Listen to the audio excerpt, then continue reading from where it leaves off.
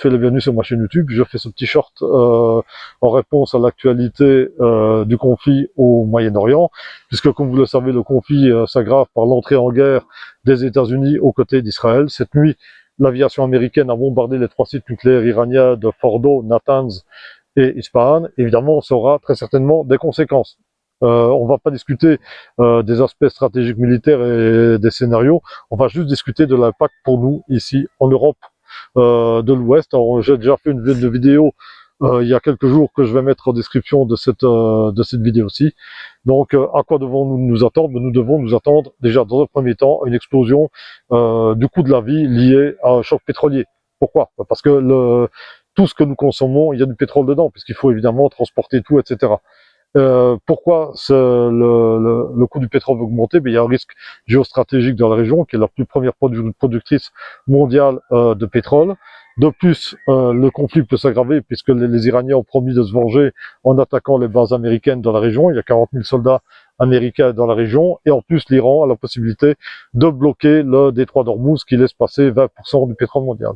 Donc, si moins de pétrole arrive ici, les risques sur la spéculation font augmenter les prix, en fait on pourrait très vite arriver à avoir le carburant qui va atteindre des sommes astronomiques.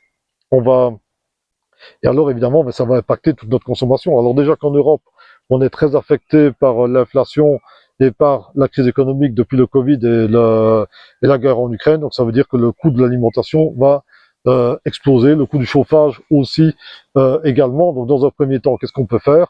Il y a toujours donc là il faut investir justement dans tout ce qui est résilience. Donc déjà il faut commencer à faire comme des anciens, faire des stocks de provisions non périssables. Donc achetons tant que les prix sont abordables.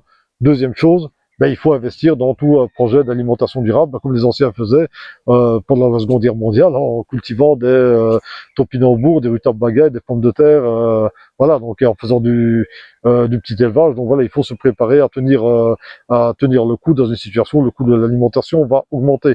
Évidemment, je ne dis pas que des projets individualistes, je dis aussi éventuellement des projets collectifs. Mettez-vous d'accord avec vos voisins, faites des projets ensemble. Il y a moyen de toute façon de louer des parcelles communales pour jardiner à plusieurs, etc. Donc là, c'est là que la solidarité peut jouer tout son cours. Évidemment, on peut tout préparer sur du matériel d'urgence, du matériel de survie. Et là, on va faire d'autres vidéos. Donc voilà, donc il ne faut pas paniquer. Le plus important, c'est tout ce qui est là, c'est pas le matériel, c'est ce que nous sommes capables de faire. L'esprit humain domine tout. Mais je vous souhaite quand même une bonne après-midi malgré tout. À bientôt, au revoir.